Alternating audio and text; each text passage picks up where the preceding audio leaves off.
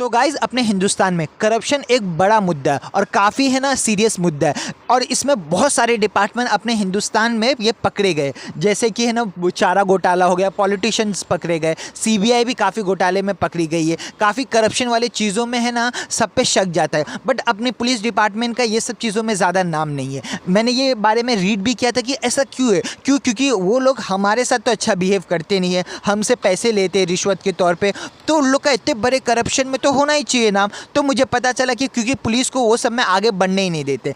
लोग बड़े बड़े हैं ना घोटाले कर नहीं सकते, इसके लिए लोग छोटे मोटे घोटाले करते और नॉर्मल लोग हम जैसे आम इंसानों के साथ लोग हैं ना करप्शन करते, हमसे रिश्वत लेते। तो इसकी वजह से लोग हम पे ज़्यादा चढ़ रहे, क्योंकि उनको बड़ा अपॉर्चुनिटी नहीं मिल रहा है। इसकी वजह से वो छोटे छोटे है ना घोटाले कर रहे, जैसे कि है ना हफ्ता लेना या फिर है ना रिश्वत लेना। अभी आप है ना ट्रैफिक पुलिस में जाओगे, अगर आपसे है ना कोई भी है ना क्या बोलते सिग्नल टूट गया तो आपसे पैसा लेगा 500-400 और हम मन में सोचते कि कितने करप्ट है। वैसे तो हमारी भी गलती है, क्योंकि हमने पैसा दिया। अगर हमने कुछ भी तोड़ा है सिग्नल या फिर कोई भी क्राइम किया है तो हमें उसका जुर्माना देना चाहिए। बट हमें भी शॉर्टकट चाहिए कि भाई 200, 300, 500 में काम हो जाए। और पुलिस वाले भी सोचते कि भाई मेरा भी ना थोड़ा जेब बढ़ जाए। तो इसके वजह से ये पुलिस वाले लोग और आगे बढ़ते हैं और लोग इसी में सीमित है। लोग को बड़े क्राइम ये सब में लोग ज़्यादा इन्वॉल्व नहीं पाते क्योंकि उनको अपॉर्चुनिटी नहीं मिलती है। बट अगर आप दूसरी जगह जाओ, जैसे विदेश में जाओ, तो वहाँ पे है ना लोग करप्शन ना ऊपर कर सकते ना नीचे कर सकते, ना ही बड़ा करप्शन कर सकते ना ही छोटा करप्शन कर सकते।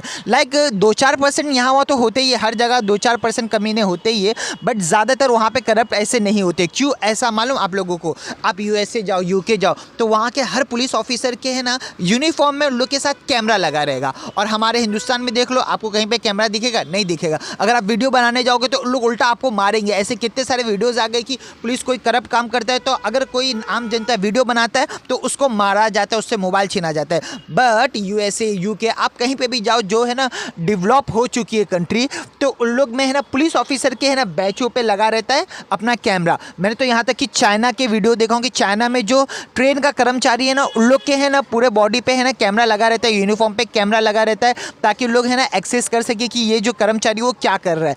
तो ये अब हम बात करते हैं यूके की या फिर यूएसए की। वहाँ के जो ऑफिसर्स रहते हैं उन लोग के बॉडी पे कैमरा लगा रहता है और उन लोग का पूरा है ना रिकॉर्ड है ना ऑन रहता है। तो आम जनता को भी पता है कि भाई ये मुझसे है ना बदतमीजी नहीं कर सकता, ये मुझसे एक्स्ट्रा पैसे चार्ज नहीं कर सकता। इसकी वजह से वहाँ पे है ना काफ़ी अच्छा और सही सिस्टम है। बट हमारे हिंदुस्तान में ऐसा नहीं है। बट अभी देखा जाए तो दिल्ली पुलिस में 7,000 से ज़्यादा पुलिस ऑफिसर्स के है ना ऊपर कैमरा लग चुका है। बट 140 करोड़ की आबादी वाले देश में सिर्फ 7,000 ऐसे ऑफिसर जिसके ऊपर कैमरा लगा है। 7,000 या फिर 8-9 हज़ार पकड़ के चलो। अपने मुंबई ट्रैफिक पुलिस में भी थोड़े बहुत कैमरे लगे, पंजाब में भी है ना लगे। बट मेरा यही कहना है कि 10,000 पकड़ के चलो, 1 लाख पकड़ के चलो, 1 लाख। बट 140 करोड़ लोगों में आप सिर्फ 1 लाख को दोगे तो कैसा चलेगा? पर इसके रीजंस भी है। हमारे हिंदुस्तान में अगर सभी को कैमरा देंगे तो अभी तो स्टार्टिंग, अपनी देश जो है वो अनडेवलपिंग कंट्री है, डेवलप हो रही है, अभी तक डेवलप नहीं हुई है। तो उसमें क्या क्या प्रॉब्लम्स हो रही है कि हम है ना ये सब अफोर्ड नहीं कर पा रहे। तो सबसे पहला अपना हो गया बजट और फंडिंग। हमारे देश में बजट की काफ़ी कमी है। क्योंकि आधे से ज़्यादा पॉलिटिशियन ही खा लेते वो पैसे, तो हमारे पास बजट कहाँ से होगा? फिर सेकंड आता है मेंटेनेंस और स्टोरेज।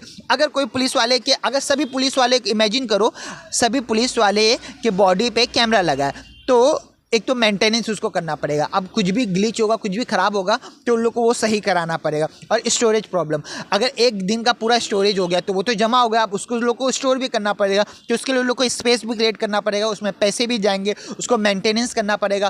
पुलिस वाले को सिखाना पड़ेगा कि कैसा स्टोरेज करते, क्या बटन क्लिक करते, क्या नहीं करते। फिर आता है प्राइवेसी कंसर्न।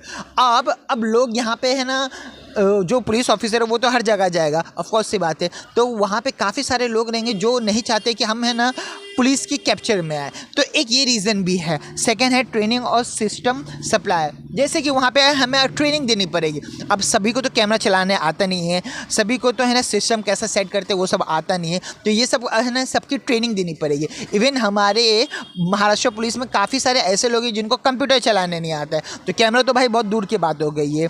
फिर इस तरीके से ये सब प्रॉब्लम की वजह से हमारा है ना बजट नहीं बन रहा है, पैसे नहीं बन रहे, ट्रेनिंग नहीं हो रही, इसकी वजह से हम पीछे हो रहे हैं। अगर हमारे देश में सारे पुलिस ऑफिसर्स के पास कैमरा होगा तो काफ़ी सारी चीज़ें कंट्रोल में आ सकती है। हमारा देश एक डेवलपिंग कंट्री से डेवलप कंट्री हो सकता है, क्योंकि सबसे पहले तो करप्शन खत्म होगा। क्योंकि कोई भी 500-400 रुपये ऐसे देगा नहीं, देगा भी तो काफ़ी सोच समझ के देना पड़ेगा, क्योंकि कैमरा ऑन रहेगा, सामने से कैप्चर हो सकता है। कोई भी है ना केस में है ना कोई भी रिश्वत नहीं लेगा, तो ये काफ़ी अच्छी बात होगी।